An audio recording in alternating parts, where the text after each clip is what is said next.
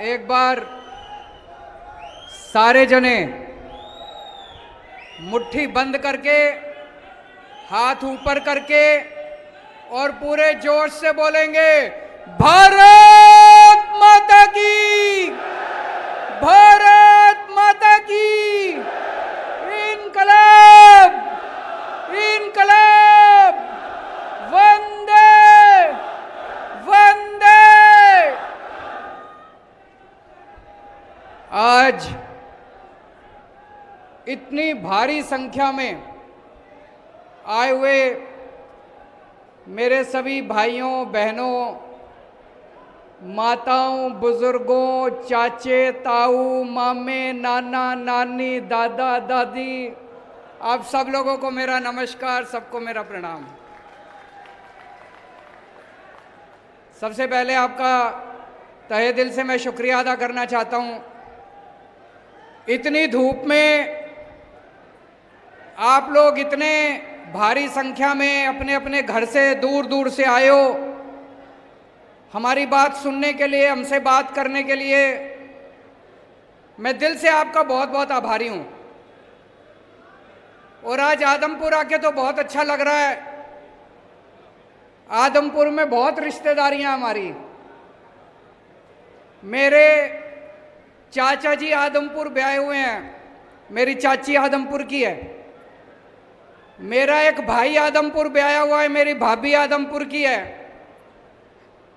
और दूर की रिश्तेदारियां तो कितने चाचे, ताऊ, मामा, मामी, कितने सारे बैठे हैं अभी यहाँ पे सामने।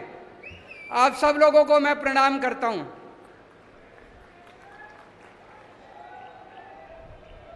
जब मैं हिसार में 9वीं क्लास में पढ़ा करता था, 9वीं 10वीं मैंने कैंपस स्कूल से करी, फिर 11वीं 12वीं डीएन कॉलेज से करी। उस टाइम छोटा सा बच्चा था, शर्मीला, पढ़ाई में अच्छा था, फर्स्ट आया करता था। और 11वीं 12वीं में पूरे हरियाणा में कुरुक्षेत्र यूनिवर्सिटी में 6ठी पोजीशन आई थी मेरी, 11वीं में भी 12वीं में भी। उस टाइम जिंदगी में नहीं सोचा था कभी राजनीति में जाएंगे। उस टाइम कभी दूर दूर तक सपने में नहीं आया था कि किसी दिन भगवान इस पोजीशन पे ही इधर पहुंचा देगा। लेकिन भगवान की अपनी माया है जी, जिंदगी का क्या पता चलता है, भगवान कहीं भी ले जाता है जिंदगी को। फिर मैं हरियाणा से आईआईटी गया इंजीनियरिंग करके, फिर दिल्ली मेरी कर्म भूमि बनी। आज यहाँ पे मेरे इतने रिश्तेदार बैठे हैं, इतने दोस्त बैठे हैं, भाई भतीजे बैठे हैं। एक ही बात कहना चाहूंगा, मैं जहां भी गया हरियाणा से, आपका सिर झुकने नहीं दिया मैंने। हरियाणा का सिर ऊपर रखा। दिल्ली में आज जितने काम कर रहा हूं मैं, दिल्ली के इतने स्कूल ठीक कर दिए, स्कूल शानदार कर दिए। सुना आपने दिल्ली के स्कूल अच्छे हो गए? दिल्ली के स्कूल इतने अच्छे कर दिए, सारे कहते हैं हरियाणा का छोरा है। दिल्ली के स्कूल हमने इतने शानदार कर दिए, इसकी चर्चा पूरी दुनिया में हो रही है, पूरी दुनिया में। 2 साल पहले अमेरिका के राष्ट्रपति दिल्ली आए। उस टाइम, अभी तो जो बिडेन है, उस टाइम डोनाल्ड ट्रंप होते थे राष्ट्रपति। अपनी धर्मपत्नी के साथ आए थे, मिलेनिया ट्रंप। जब वो दिल्ली आए, मिलेनिया ट्रंप बोली, भाई मैंने केजरीवाल के स्कूल के बारे में बहुत सुना, मैं केजरीवाल का स्कूल देखने जाऊंगी। बड़ी बात है भाई साहब, है कि नहीं है? बोली, मैंने केजरीवाल के स्कूल के बारे में सुना है, मैं केजरीवाल का स्कूल देखने जाऊंगी। मोदी जी ने बहुत समझाया, बहन मान जा, जिद ना कर, तेरे को मैं दूसरे स्कूल दिखा देता हूं, केंद्र सरकार के दिखा देता हूं, दूसरे राज्य सरकारों के दिखा देता हूं, लेकिन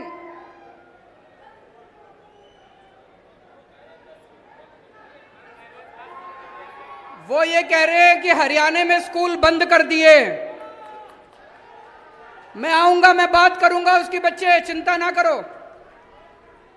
वो ये कह रहे हैं हरियाणा में स्कूल बंद कर दिए, मैं उसकी बात करूंगा, चिंता ना करो, बैठो बैठो बैठो, मैं उसकी बात उठाऊंगा उसकी। अमेरिका के राष्ट्रपति की पत्नी दिल्ली के स्कूल देखने के लिए आई। अमेरिका का राष्ट्रपति पूरी दुनिया में घूमता है, उसकी पत्नी उसके साथ घूमती है। किसी देश में मेलानिया ट्रंप किसी का स्कूल देखने नहीं गई, दिल्ली के अंदर केजरीवाल के स्कूल देखने के लिए आई भाई साहब। वैसे तो पूरे देश का सर सीना चौड़ा हो गया कि अमेरिका की राष्ट्रपति हमारे स्कूल देखने आई, सरकारी स्कूल की बात कर रहा हूं मैं, लेकिन हरियाणा वालों का ज्यादा सीना चौड़ा हुआ। हरियाणा का लाल, हरियाणा का छोरा, आपका अपना। हमने दिल्ली के अंदर अस्पताल, बड़े सरकारी अस्पताल इतने शानदार कर दिए, इतने अच्छे कर दिए सरकारी अस्पताल, एयर कंडीशनड, सारी दवाइयां मुफ्त कर दी, सारे टेस्ट मुफ्त कर दिए। आपका 10 रुपए का खर्चा हो चाहे 20 लाख रुपए का खर्चा हो, सारा इलाज मुफ्त है दिल्ली के अंदर, चाहे अमीर आदमी हो चाहे गरीब आदमी हो, सबका इलाज मुफ्त है भाई साहब, सबका इलाज मुफ्त है। मोहल्ला क्लिनिक खोल दिए जगह जगह। मोहल्ला क्लिनिक देखने के लिए नॉर्वे की प्रधानमंत्री आई, नॉर्वे की प्रधानमंत्री दिल्ली के लिए, और बोली अपने मीडिया में कि केजरीवाल जैसे मोहल्ला क्लिनिक पूरी दुनिया में खुलने चाहिए। दिल्ली में हमने बिजली 24 घंटे कर दी, दिल्ली में हमने बिजली मुफ्त कर दी, बिजली मुफ्त कर दी, बिजली 24 घंटे कर दी। ये जादू है भाई साहब, मुफ्त बिजली और 24 घंटे बिजली। ये ऊपर वाले ने वरदान दिया है केवल केजरीवाल को कि भाई यही कर सकता है, मुफ्त भी कर सकता है और 24 घंटे भी कर सकता है। ये वरदान और किसी को नहीं मिला, केवल मेरे को मिला हुआ है, ऊपर वाले की दया है, ऊपर वाले की कृपा है। मैं मुफ्त भी बिजली देता हूं और 24 जीरो बिल आते हैं। और दिल्ली में पिछले 5 साल में भाई साहब 12 लाख बच्चों को मैंने रोजगार दिलवाया है, 12 लाख बच्चों को। अब मेरा भाई है भगवंत मान, पंजाब का मुख्यमंत्री बना है। इन्होंने भ्रष्टाचार खत्म कर दिया है सारे सरकारी दफ्तरों से। अब आप किसी दफ्तर में चले जाओ, इन्होंने कर दिया, कोई पैसे मांगे जेब में हाथ डालो, अपना मोबाइल ऑन कर लो, इनके पास रिकॉर्डिंग भेज दो, अफसर 24 घंटे के अंदर सस्पेंड कर दिया जाता है। किसी की हिम्मत नहीं है पैसे मांगने की। अभी इनकी सरकार को 6 महीने भी नहीं हुए, 100 मोहल्ला क्लिनिक खोल दिए और भाई साहब जीरो बिजली के बिल इनके यहां भी आने लग गए। मैंने अपनी विद्या इनको भी सिखा दी, 24 घंटे बिजली और जीरो बिल आने लग गए पंजाब में भी। स्कूल भी ठीक करने चालू कर दिए इन्होंने। अब मैं हरियाणा वालों से कह रहा हूं, पूरी दुनिया के स्कूल ठीक करता घूम रहा हूं मैं, पूरी दुनिया के अस्पताल ठीक करता घूम रहा हूं मैं, पूरी दुनिया में मोहल्ला क्लिनिक बनाता घूम रहा हूं मैं, पूरी दुनिया की बिजली मुफ्त करता घूम रहा हूं। हरियाणा वाले तुम भी करा लो मेरे से। भाई मेरी जन्मभूमि है, मेरा अपना ही राज्य है, मेरा अपना ही गांव है, आप क्यों नहीं कराते मेरे से? हरियाणा के भी स्कूल ठीक करा लो। वो खट्टर साहब रोज स्कूल बंद करते घूम रहे हैं, वो बच्चा अभी खड़ा होके चिल्ला रहा था। सरकारी स्कूल बंद करते घूम रहे हैं। बताओ, सरकारी स्कूल बंद कर देंगे, एक आम आदमी अपने बच्चों को कहां भेजेगा? 18 लाख बच्चे पढ़ते हैं हरियाणा के सरकारी स्कूलों में। कबाड़ खाना बना रखा है सरकारी स्कूलों को इन्होंने, है कि नहीं है? मजबूरी में भेजता है काम आदमी अपने बच्चों को सरकारी स्कूलों में, 2 पैसे आ जाएं आदमी प्राइवेट में भेजता है। दिल्ली में हमने उल्टी गंगा बहा दी। दिल्ली में भाई साहब पिछले 2 साल में 3 साल में 4 लाख बच्चों ने अपने नाम प्राइवेट से कटवा के सरकारी स्कूल में करवाए हैं। बड़ी बात है। अब अमीर लोग भी अपने बच्चों को प्राइवेट स्कूल से नाम कटा कटा के सरकारी स्कूल में करा रहे हैं दिल्ली के अंदर। हरियाणा में भी करा लो यार मेरे से, ये मैं कर दूंगा हरियाणा में भी। हरियाणा के स्कूल भी ठीक कर दूंगा, करने आते हैं मेरे को। हरियाणा के स्कूल ठीक करा लो। प्राइवेट स्कूलों को ठीक कर दिया मैंने दिल्ली में। पहले हर साल फीस बढ़ा दिया करते थे, अनाप शनाप, development fund, picnic fund, library fund, फलाना फंड, ढिमका फंड, सारे फंड बंद कर दिए। हमने कहा खबरदार कोई फीस बढ़ाएगा तो। सारे स्कूलों की ऑडिट करा दी प्राइवेट वालों की, चुप हो गए सारे, घर जाके बैठ गए। थोड़ा सा हरियाणा के लिए भी मेरे से काम करा लो यार, आपका ही छोरा हूं। पूरे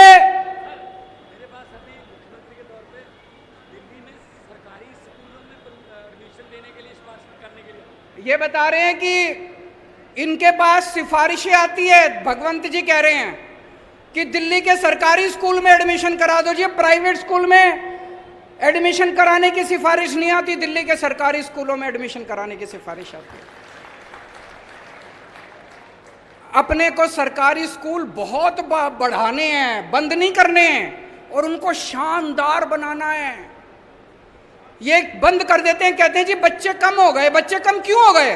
तुमने बेड़ा गर्क कर दिया, टीचर है नहीं, बेड़ा गर्क कर रखा है सरकारी स्कूलों का। कौन भेजेगा अपने बच्चों को? आज शानदार बना दो सरकारी स्कूलों को, देखो जनता भेजनी चालू करेगी। स्कूल ठीक करने हैं, शिक्षा ठीक करनी है, अस्पताल ठीक करने हैं। दिल्ली में जैसे मैंने अस्पताल ठीक कर दिए, भगवंत मान जी ने मोहल्ला क्लिनिक बना दिए। ये मोहल्ला क्लिनिक हरियाणा वाले तुम भी बनवा लो मेरे से, मेरे को आते हैं बनाने हैं। बिजली मुफ्त चाहिए नहीं चाहिए? किस किस को चाहिए हाथ खड़े करके बता दो। ये कैमरे वाले दिखा दो जरा सी। सारों ने सबको मुफ्त बिजली चाहिए। कहते हैं केजरीवाल फ्री की रेवड़ी बांट रहा है। ये एक एक मंत्री, इनका एक एक मंत्री को 4-4 हजार यूनिट बिजली मुफ्त मिलती है हर महीने। वो फ्री की रेवड़ी नहीं है। केजरीवाल ने 300 यूनिट मुफ्त दे दी लोगों को, कहते हैं फ्री की रेवड़ी बांट रहा है। अरे पैसे चोरी तो नहीं कर रहा मैं, स्विस बैंक में तो नहीं ले जा रहा, जनता में ही बांट रहा हूं। जनता की सीस मिलती है। करोड़ों लोगों का मुफ्त इलाज कर दिया मैंने दिल्ली में। मेरे पास क्या है जी, फक्कड़ आदमी हूं, मेरे पास कुछ नहीं है, ना मेरे बैंक अकाउंट में पैसा, ना हमारी, इन्होंने सीबीआई भी भेज ली, ईडी भी भेज ली, कुछ नहीं मिला। मेरे पास कुछ नहीं है, बस जनता की दुआएं हैं, जनता का आशीर्वाद है। जो करोड़ों लोगों का इलाज कराया, जिन लाखों लोगों के बच्चों को हमने अच्छी शिक्षा दी, उनका आशीर्वाद है हमारे साथ। तो दोस्तों 2 साल बाद हरियाणा का चुनाव है। एक मौका अपने लाल को दे के देख लो, एक मौका केजरीवाल को, एक मौका दे दो। हरियाणा को ना बदल दूं तो मेरे को लात मार के हरियाणा से बाहर फेंक देना, दोबारा हरियाणा में नहीं आऊंगा। मंजूर है? 2 साल बाद चुनाव है, लेकिन उसका ट्रेलर अभी है, उसका ट्रेलर अभी है। हम आदमपुर में बैठे हैं। आदमपुर का चुनाव 3-4 महीने बाद है। अभी जो आपका मौजूदा विधायक है, मेरे को बताया गया 1998 से 24 साल से विधायक है वो। उसने कुछ अच्छा काम करा हो तो उसको वोट दे देना, और नहीं करा हो तो इस बार बदलाव लाना है, इस बार अपने को चेंज लाना, परिवर्तन लाना है। 2019 में हम पंजाब में 1 सीट जीते थे, भगवंत मान जी जीते थे, संगरूर से 1 सांसद बने थे 2019 में। 2022 में हमारी सरकार बन गई पंजाब के अंदर। आज 2022 में आदमपुर की सीट जिता दो आपको यकीन दिला रहा हूं 2024 के अंदर आम आदमी पार्टी की सरकार हरियाणा के अंदर बननी है। एक टाइम था जब आदमपुर की टोर होती थी पूरे हरियाणा के अंदर, चौधराहट थी कि नहीं थी? आदमपुर की चौधराहट होती थी पूरे हरियाणा में, नाम था आदमपुर का। कहां गई टोर? इस बार आम आदमी पार्टी को जिता दो, पूरे देश में, चेन्नई में, वेस्ट बंगाल में, असम में, केरला में चर्चे हो जाएंगे, आदमपुर में केजरीवाल की पार्टी जीत गई। आदमपुर में सारी दुनिया जान जाएगी नक्शे पे आदमपुर भी है, सारी दुनिया जान जाएगी, चौधराहट वापस आ जाएगी और आदमपुर गेट होगा। उस गेट के जरिए आम आदमी पार्टी हरियाणा के अंदर 2024 में सरकार बनाएगी। और आज मैं इस मंच से खासकर जितने मेरे युवा बच्चे हैं, युवा भाई हैं, युवा बहनें हैं, उनको अपील करना चाहता हूं, आपको लगना पड़ेगा। नई राजनीति लेके आनी है, ये पुरानी राजनीति खत्म करनी है। इन लोगों ने लूट लिया अपने को, सारी पार्टियों ने मिलके, ये चाहे ये पार्टी हो चाहे वो पार्टी हो, अपने घर भरने के सिवा इन्होंने कुछ नहीं करा। आम आदमी पार्टी नई पार्टी है, नए चेहरे हैं, नई ऊर्जा है, नए विचार हैं। नए विचार लेके आओ, नया हरियाणा बनाएंगे सारे जने मिलकर। कुछ लोग बोले मेरे को, यहां बिश्नोई इतने हैं जी, जाट इतने हैं जी, बनिए इतने हैं जी, ब्राह्मण इतने हैं जी। मैं पूछना चाहता हूं, सबको अपने बच्चे पढ़ाने हैं नहीं पढ़ाने? पढ़ाएगा तो केजरीवाल ही। सबको मुफ्त बिजली चाहिए नहीं भी चाहिए? मुफ्त बिजली देगा तो केजरीवाल ही। तो चाहे आप बिश्नोई हो, चाहे आप जाट हो, चाहे आप ब्राह्मण हो, चाहे आप बनी हो, आपके बच्चों को नौकरी और शिक्षा तो केजरीवाल ही दे सकता है जी। बाकी सबको आजमा के देख लिया आप लोगों ने। एक और जरूरी बात आज आपसे करना चाहता हूं।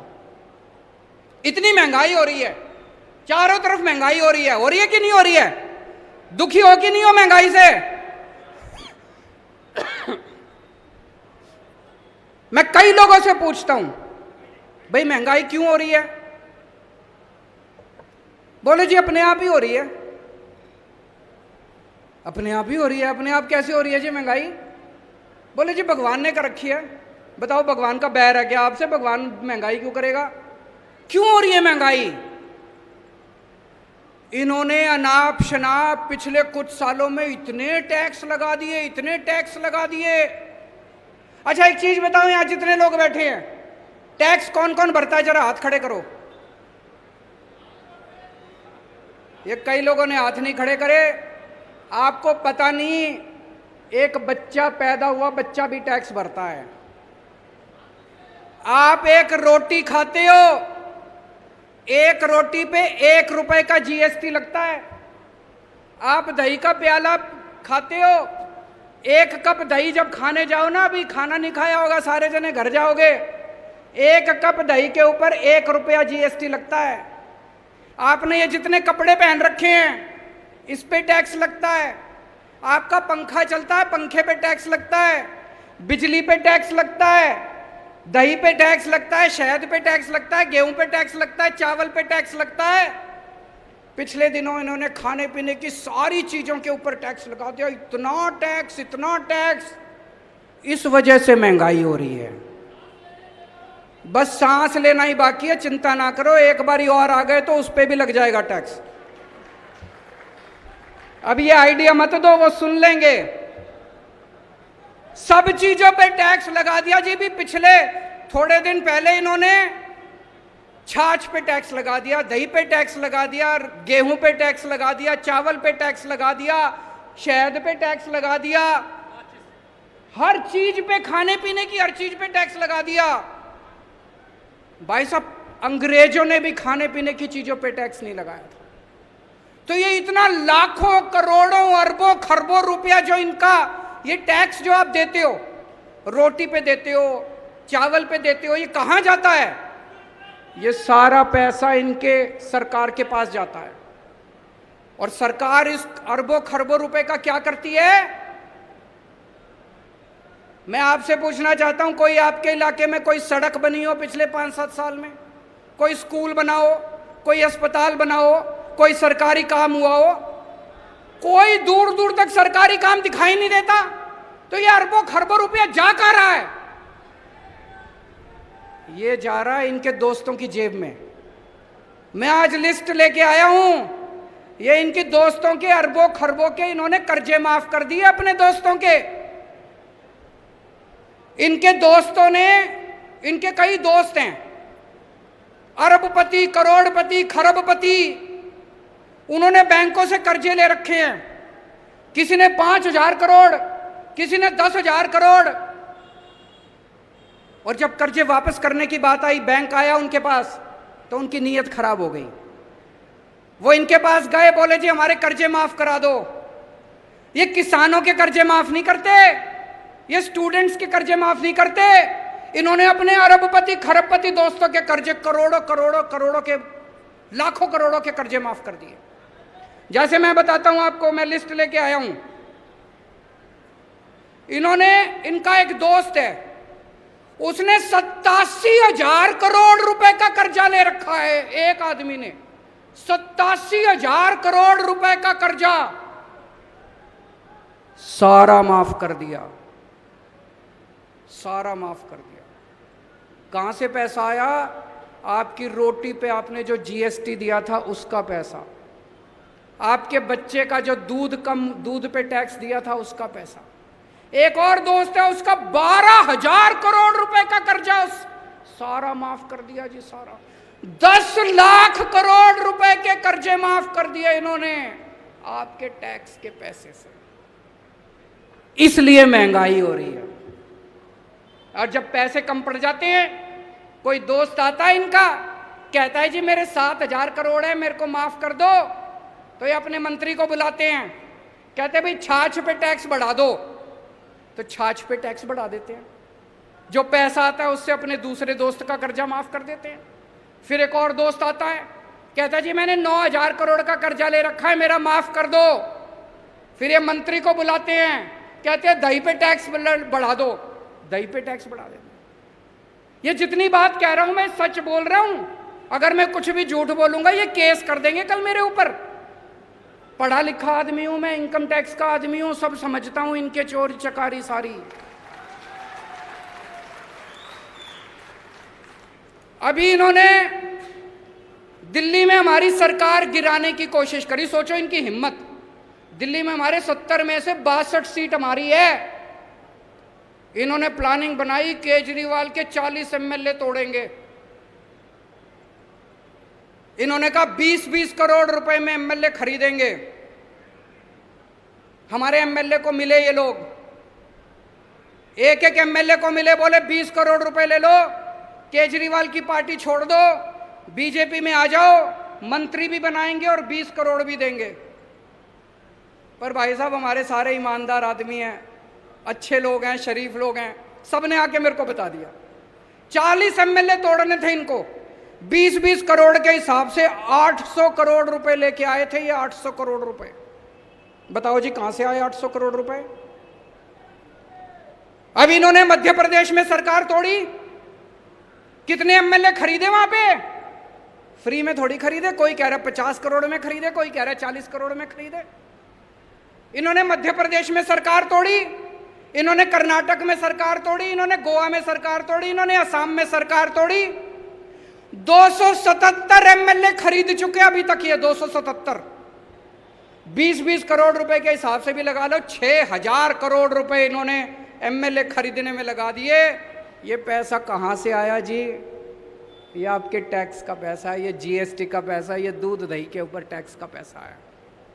इसलिए महंगाई हो रही है भाई साहब, इसलिए समझ के जाना। आज मैं एक स्पेशल मिशन को लेके आया हूं आपके बीच में। देश को आजाद हुए 75 साल हो गए। 75 साल कम नहीं होते। इन 75 सालों में कितने देश हमसे आगे निकल गए, कितने देश हमसे आगे निकल गए। सवाल उठता है हम पीछे क्यों रह गए?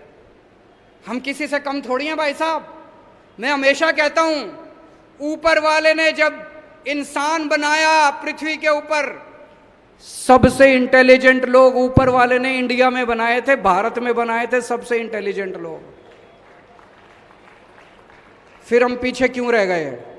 हमारा देश गरीब क्यों रह गया? हमारे बच्चों को अच्छी शिक्षा क्यों नहीं मिलती? हमारे लोग अनपढ़ क्यों रह गए?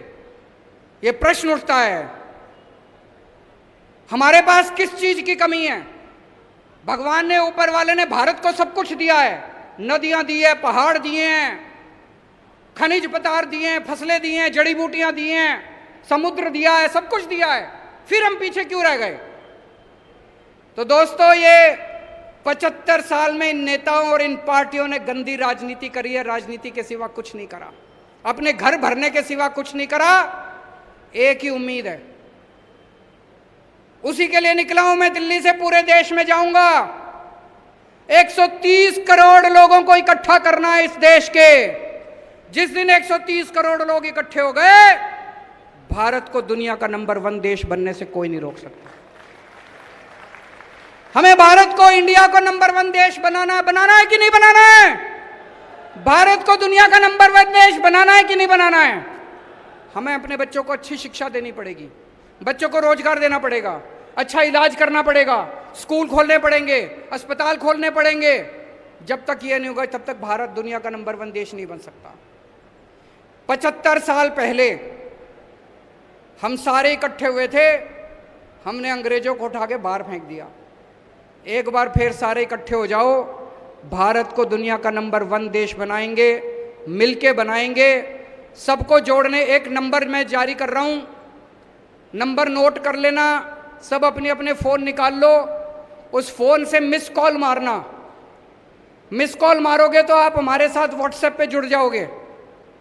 951000 1000 951000 1000।